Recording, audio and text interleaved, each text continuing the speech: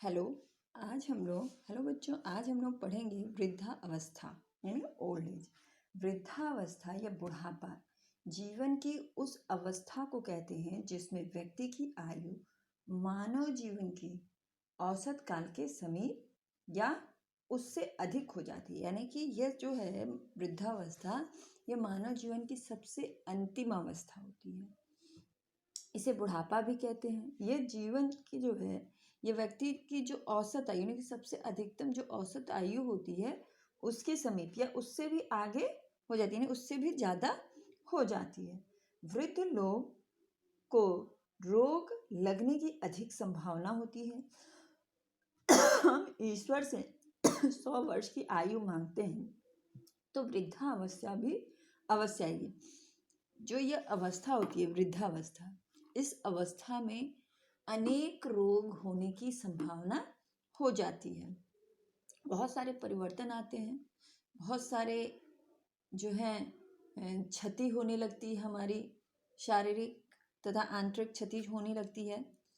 तथा साथ ही साथ जैसे अगर हम लोग ईश्वर से, भगवान से लंबी आयु की कामना करते हैं, अधिक साल तक जीने की कामना करते हैं, तो वृद्धावस्था भी उसमें एक अटल सत्य है कि अगर हम ज़्यादा दिन तक, ज़्यादा समय तक जीवित रहते हैं तो वृद्धावस्था भी अवश्य आएगी।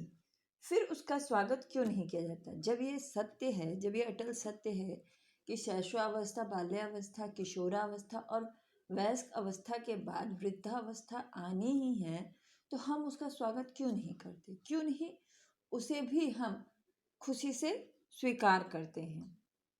परिवार के यह उम्र अनुभवों की खान है। परिवार के सदस्यों को उन अनुभवों से अपनी अनेक समस्याओं का हल मिल जाता है। यह अवस्था जो है काफ़ी अनुभव एकत्र करके यह अवस्था आती है। बाल्यावस्था, किशोरावस्था, प्रौढ़ावस्था से जो अनुभव हमें प्राप्त होते हैं वो सब अनुभव जो है वृद्धावस्था में एकत्र हो जाते हैं। यानी ये अनुभवों की खान है। इस समय व्यक्ति के पास बहुत सारे पूरे जीवन का अनुभव होता है जिसका लाभ उठाकर परिवार के अन्य सदस्य, माता पिता हों, बच्चे हों या नाती पोते हों, उसका लाभ उठा सकते हैं, अपनी समस्याओं का हल इनसे निकलवा सकते हैं। इसलिए वेदों में बचपन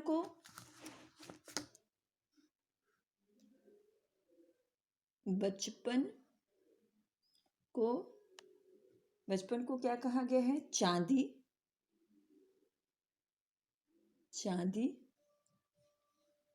और जवानी को सोना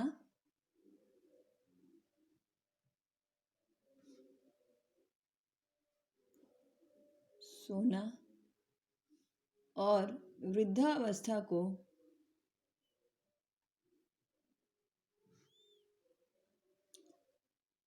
हीरा। बचपन अवस्था को चांदी कहा गया है और जवानी को सोना तथा वृद्धावस्था को हीरा कहा गया है। इसी अवस्था में उम्र की हीरक जयंती मनाई जाती है। क्या मनाई जाती है? कौन सी जयंती? हीरक जयंती। जैसे स्वर्ण जयंती होती है, उसी प्रकार यह इस अवस्था में, वृद्धावस्था में क्या मनाई जाती है? हीरक जयंती। प्राचीन काल में पंचों का चुनाव करते समय आयु का विशेष ध्यान रखा जाता है। जॉनथन स्विफ्ट ने तो कहा है कि every man desire to live long but no man want to be old. यानी कि प्रत्येक व्यक्ति जो है लंबा जीवन चाहता है किंतु वृद्धावस्था नहीं चाहता। फिर नेक्स्ट है हमारा वृद्धावस्था का अर्थ। वृद्धावस्था या बुढ़ापा जीवन की उस अवस्था को कहते हैं जिसमें उम्र मानव जीवन की औसत काल के समीप या उससे अधिक हो जाती है। किसे कहते हैं वृद्धावस्था? जिसमें व्यक्ति का जीवन जो है, जो संपूर्ण जीवन का औसत काल है, यानी सबसे अधिक औसत जो होता है, उम्र का औसत काल जो होता है, उस तक पहुंच जाए या उससे भी अधिक हो जाए। वृद्धावस्था एक धीरे धीरे आने वाली अवस्था है। धीरे धीरे आने वाली अवस्था से क्या तात्पर्य है कि इसमें पहले शैशवावस्था आता है, फिर बाल्यावस्था, फिर किशोरावस्था, फिर प्रौढ़ावस्था और उसके उपरांत जो है वृद्धा अवस्था आता है। यानी कि धीरे धीरे जैसे जैसे आयु बढ़ती जाती है वैसे है ऐसे हम वृद्धा अवस्था की ओर बढ़ते जाते हैं।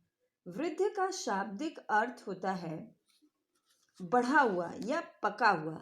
क्या शाब्दिक अर्थ होता है? वृद्ध का शाब्दिक अर्थ होता है शाब्दिक अर्थ होता है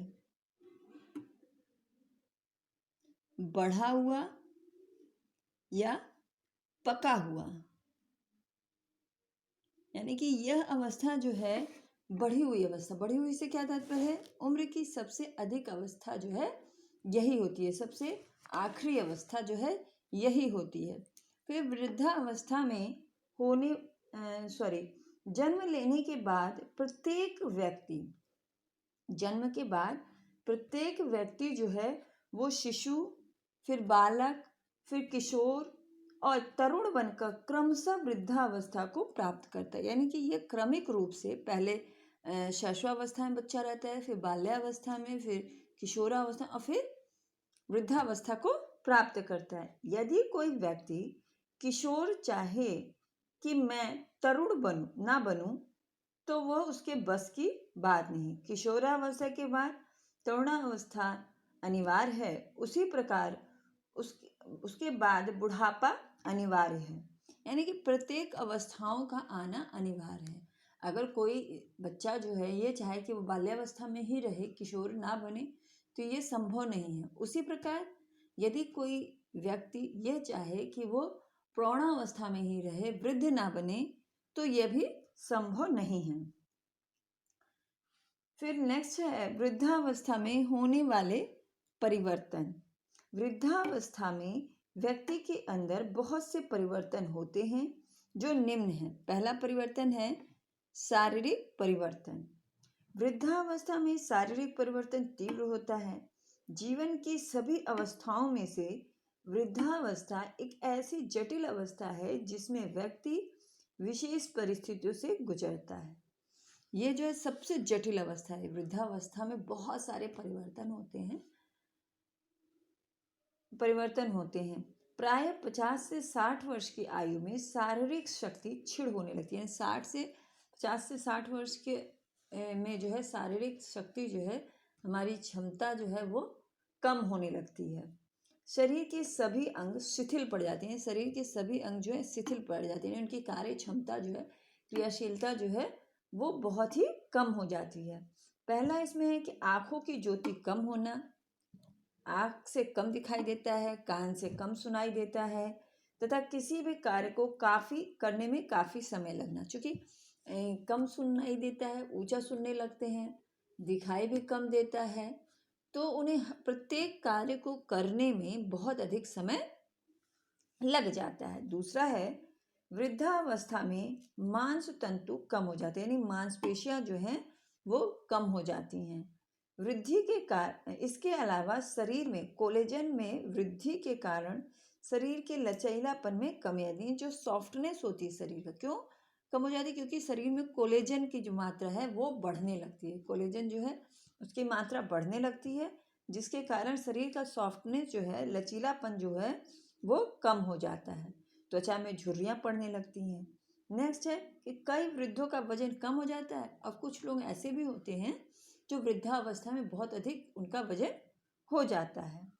नेक्स्ट है कि आयु बढ़ने के साथ साथ बेसिक मेटाबॉलिज्म रेट में कमी आने लगती है। बेसिक मेटाबॉलिज्म रेट क्या होता है? कि आधारीय चयापचय दर, यानी कि जब व्यक्ति सोया रहे उस अवस्था में भी जो हमारे आंतरिक अंग होते हैं जो कि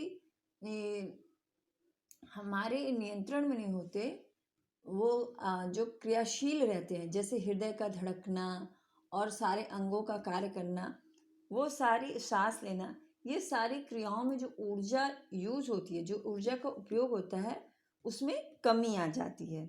उसे कहते हैं, उस ऊर्जा की दर को कहते हैं मेटाबॉलिज्म रेट, जिससे इस अवस्था में कैलोरी की आवश्यकता कम हो जाती है। जो कि ऊर्जा का उपयोग कम होता है तो इस वजह से कैलोरी जो है, जो कि हमें ऊर्जा देने का कार्य करती है, उसकी भी आवश्यकता कम हो जाती है। नेक्स्ट है, चिकने पदार्थों का उपयोग कम करना चाहिए, क्योंकि वृद्धावस्था में कोलेस्ट्रॉल की मात्रा बढ़ने लगती है। वृद्धावस्था में जो है चिकने पदार्थ यानी कि वसा वाले पदार्थों का प्रयोग कम करना चाहिए, क्योंकि इस अवस्था में क्या होता है कि जो कोलेस्ट्रॉल होता है वो हमारे हृदय की धमनियों में अंदर की तरफ परत दर परत जमने लगता है, जिससे कि रक्त प्रवाह में, हृदय के रक्त प्रवाह में शरीर में कमी आने लगती है, दिक्कत होती है और हृदय और हार्ट अटैक होने की संभावना बढ़ जाती है। नेक्स्ट है संवेगात्मक परिवर्तन। उम्र बढ़ने के साथ साथ वृद्धों की संवेगात्मक स्थिरता में भी शीघ्र परिवर्तन आ जाता है। संवेगात्मक परिवर्तन का मुख्य कारण उनकी कार्य सेवानिवृत्ति के बाद वृद्धों के लिए कोई कार्य नहीं रह जाता। इस अवस्था में क्या होता है, उनके संवेग बहुत अधिक बदल जाते हैं। जो प्रौढ़ावस्था में जो संवेग होते हैं तो बहुत अधिक परिवर्तन हो जाता है। इसका मेन कारण क्या होता है कि जो लोग सरकारी नौकरियों में रहते हैं वो रिटायर हो जाते हैं, या जो अपना बिजनेस करते हैं वो भी उस अवस्था में कार्य मुक्त हो जाते हैं तथा निष्क्रिय हो जाते हैं, खाली बैठ जाते हैं। इस कारण उनका खाली वक्त काटे नहीं कटता। निष्क्रियता और जरा मृत्यु के संकेतक होती है। कभी कभी पत्नी से भी वैमनस्य हो जाता है, जिसके कारण बुजुर्गों का संबंध परिवार के अन्य लोगों से बिगड़ने लगता है। जब ये खाली बैठे रहते हैं तो खाली बैठना यानी निष्क्रिय रूप से बैठे रहना, कोई कार्य ना करना, यह जो है वृद्धावस्था में मृत्यु का कारण बन जाता है। कभी कभी बैठे बैठे पत्नी से भी किसी बात पे बहस हो जाती है, परिवार के अन्य सदस्यों से किसी बात पे बहस हो जाना, मतभेद हो जाना, जिसके कारण इनकी जो समस्याएं हैं वो और अधिक बढ़ जाती हैं। सेवानिवृत्ति के बाद धन का अभाव होने से अपने भविष्य के बारे में इन्हें चिंता होने लगती है। चूँकि सेवानिवृत्ति हो जाते हैं, नौकरी से रिटायर हो जाते हैं, तो इनके पास धन का अभाव हो जाता है, धन की कमी हो जाती है, जिसके कारण इन्हें अपने भविष्य को लेकर बहुत सारी चिंताएं होने लगती हैं। नेक्स्ट है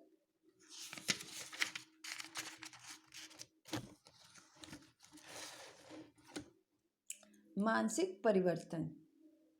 वृद्धावस्था में मानसिक शक्ति क्षीण हो जाती है, व्यक्ति जल्दी भूलने की आदत विकसित हो जाती है। इस समय क्या होती है, मानसिक क्षीणता हो जाती है। बहुत सारे न्यूरॉन्स जो होते हैं, जो मस्तिष्क की तंत्रिका तंत्र, इनमें ह्रास होने लगता है, इनकी क्षति होने लगती है, जिसके कारण व्यक्ति में भूलने की क्षमता विकसित हो जाती है, व्यक्ति जल्दी स्मरण शक्ति क्षीण हो जाती है, व्यक्ति जल्द ही कोई बात भूल जाता है, कोई चीज़ ज़्यादा समय तक याद नहीं कर पाता।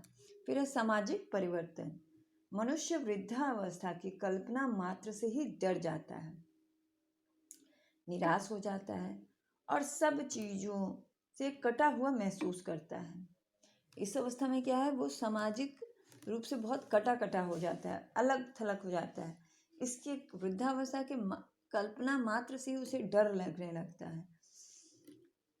वो केंद्र, जहाँ वो पहले केंद्र में से परिधि की ओर चला जाता है, यानी कि जब उसका छोटा परिवार था, जब वो यंग था, कम उम्र का था, तो ये समाज के केंद्र में था, बीच में था, पूरे परिवार के केंद्र में था। किंतु जैसे जैसे वृद्धावस्था आता जाता है वो केंद्र से परिधि की ओर, यह है परिधि यानी समाज, परिवार से किनारे की ओर कटा हुआ महसूस करने लगता है, उपेक्षित हो जाता है और परिवार से और यहाँ तक कि अपने आप से भी, यानी कि वो अपने आप से भी कटा कटा रहता है, बहुत ज़्यादा अलग थलग रहता है, किसी से बातचीत नहीं करता, घर में भी परिवार में भी ज़्यादा घुलता मिलता नहीं है। उसे लगता है कि सब उसे उपेक्षित कर रहे हैं, उसे किसी भी निर्णय में शामिल नहीं कर रहे। फिर है वृद्धावस्था की समस्याएं। जीवन संध्या अर्थात जीवन का अंतिम अध्याय सर्वाधिक समस्याओं से घिरा होता है, यानी कि अंतिम अध्याय क्या, वृद्धावस्था। तो इस अवस्थाओं में जो है वृद्धावस्था में बहुत सारी समस्याएं हो जाती हैं, बहुत सारी समस्याओं से व्यक्ति जो है घिरा रहता है। धनार्जन के स्रोत या तो सूख जाते हैं या सीमित हो जाते हैं, यानी कि धन एकत्र करने के, यानी धन प्राप्त करने के साधन जो हैं या तो सूख जाते हैं। का क्या तात्पर्य है कि या तो वो व्यवसाय से बिल्कुल अलग हो जाता है, नौकरी से रिटायर हो जाता है, या जो साधन है वो भी सीमित हो जाते हैं, क्योंकि इसकी कार्य क्षमता सीमित हो जाती है, ये ज़्यादा कार्य नहीं कर पाता, तो धन प्राप्ति के जो साधन है वो भी सीमित हो जाते हैं। अपने परिवार के ही लोग साथ छोड़ने लगते हैं, बीमारियां डेरा डाल लेती हैं और पूरे जीवन में वृद्धावस्था सबसे कष्टकारी सिद्ध होती है। परिवार साथ छोड़ने लगते हैं मतलब कि बहुत सारे परिवार से, या तो कुछ लोग तो वृद्धों को अपने घर से निकाल देते हैं, परंतु कुछ ऐसी भी अवस्था होती है कि जब बच्चे बड़े होते हैं तो नौकरी के लिए या अन्य किसी पढ़ाई लिखाई के लिए घर से दूर चले जाते हैं। उस अवस्था में वृद्ध घर पर अकेले रह जाते हैं और बीमारियां इस अवस्था में बहुत जल्दी हो जाती हैं। इस समय इम्यून सिस्टम शरीर का कमज़ोर हो जाता है, पाचन शक्ति कमज़ोर हो जाती है, शरीर के बहुत सारे तंत्र जो हैं कमज़ोर पड़ जाते हैं, जिसके कारण बीमारियां बहुत जल्दी और बहुत ज़्यादा मात्रा में हमें घेर लेती हैं।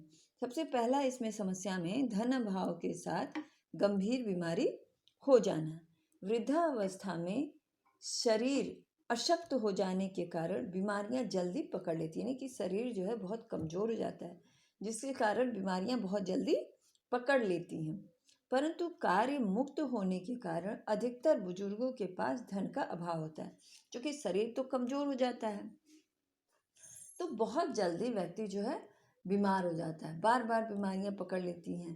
कुछ बीमारियां बहुत लंबे समय तक चलती हैं, किंतु इस अवस्था में जो है या तो व्यक्ति नौकरी से रिटायर हो चुका होता है या उसका व्यवसाय सीमित हो जाता है, जिसके कारण धन का अभाव हो जाता है, यानी उसके पास पैसों की कमी हो जाती है और बीमारियां बुढ़ापे की मुश्किलें पर्याप्त कारण बन जाती हैं, क्योंकि बीमारियां तो बढ़ती जाती हैं और धन कम होने लगता है।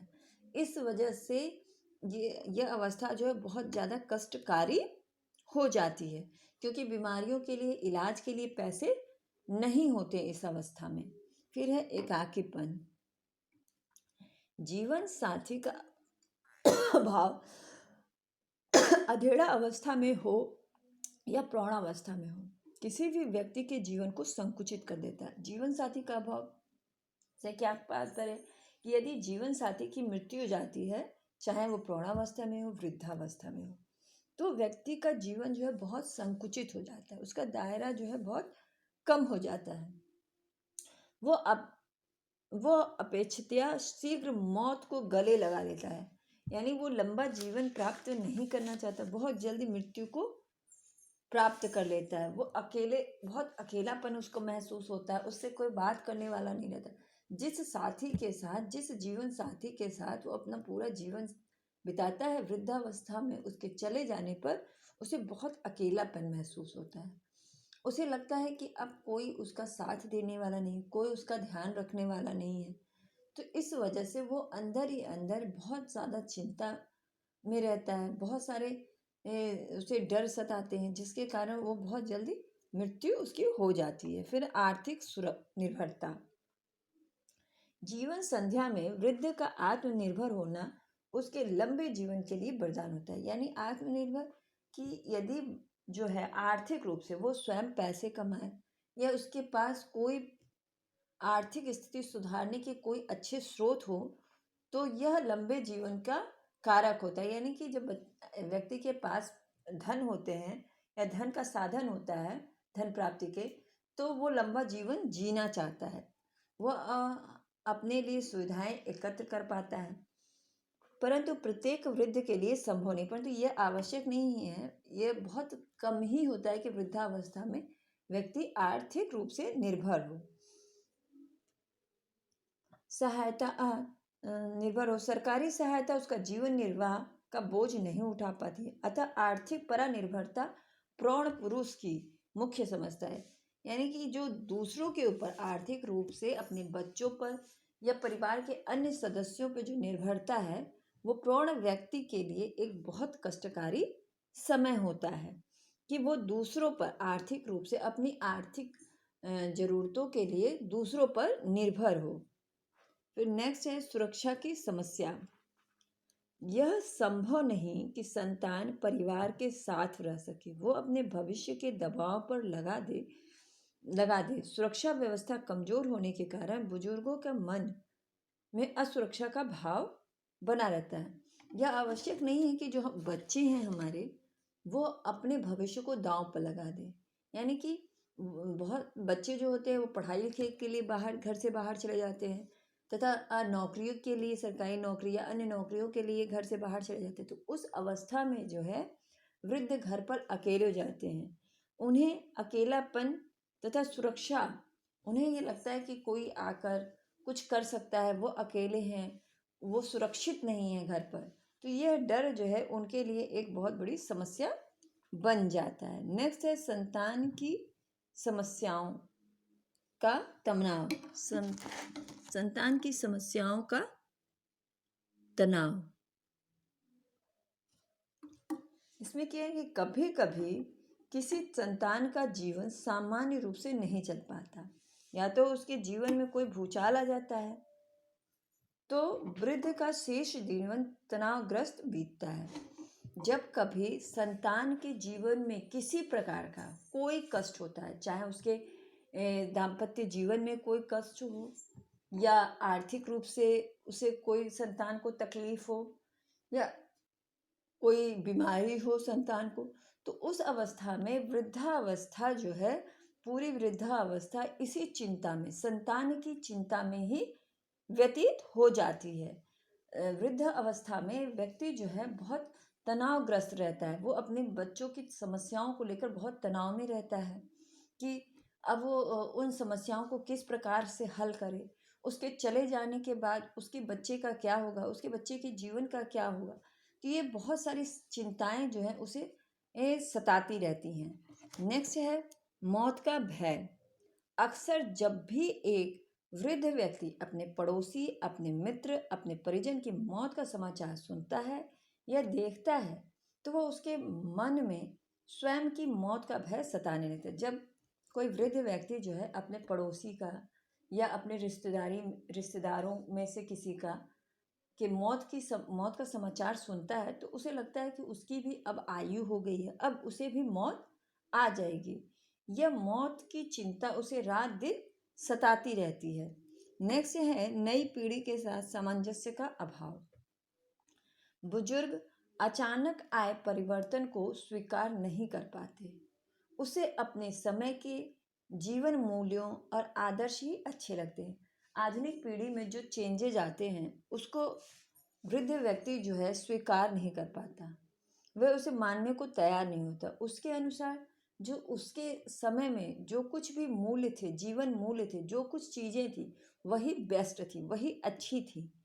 अतः वह इसके लिए नए जमाने के लोगों को ही दोषी मानता है। इसके लिए, इन सारी चीज़ों के लिए जो है वो नए लोगों को ही दोषी मानता है, जिसके कारण उसका तालमेल जो है नई पीढ़ी के साथ नहीं हो पाता, सामंजस्य नहीं हो पाता, और इस समस्या से हमेशा उसके घर में कलह तथा परेशानी बनी रहती है। क्योंकि वो जो उसके नाती पोते होते हैं, बच्चे होते हैं, उनसे उसका हमेशा किसी न किसी रूप से वैचारिक मतभेद बना रहता है। तो ये समस्याएं जो है वृद्धावस्था को और अधिक जटिल बना देती हैं।